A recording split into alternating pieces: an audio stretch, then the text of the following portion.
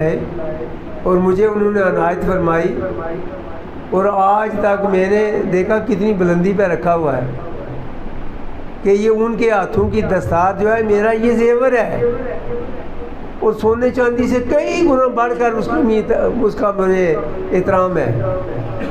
कभी कोई अल्लाह ना करे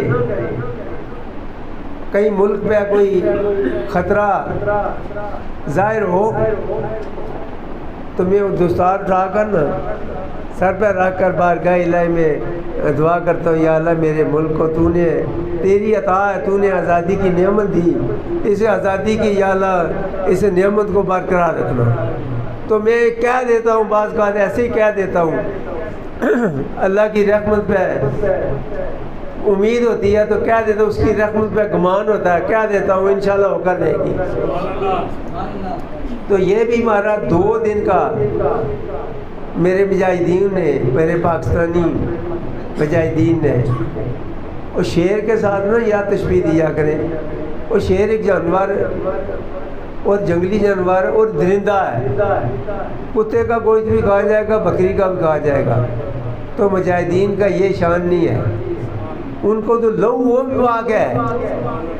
इसीलिए जब शहीद का जो खून है उसे धोए ना वो उसी लिबास में सुपुर्दे खाक करें। इससे क्या पता चला शहीद का जो लहू है सबसे पलीत चीज़ लहू है, शहीद का जो लहू है वो भी पाक है। तो यार उसे शेर के ही साथ तशबीह देना, शेर तो मैंने कई बार देखा गीदड़ को भी खाया जाता है, तो कुत्ते को भी खाया जाता है, जब जानवरों को खाया जाता है, भेड़ बकरी मुर्दारों को भी खाते देखा है।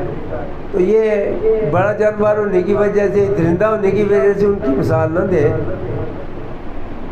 शहीद का एक गाजी का एक अपना मकाम है और बड़ा सच्चा और सुच्चा मकाम है, जिसके लिए अल्लाह तबारक तआला ने मना कर दिया इनको मुर्दा मत कहो, मत इनको मुर्दा कहो, ये जिंदा और मैं इनको रिज़्क़ देता हूँ। तो हम उसे शेर बना दे या ये बना दे, क्या ज़रूरत पड़ी है इसकी। ये ऐसे कह देते हैं जज्बाती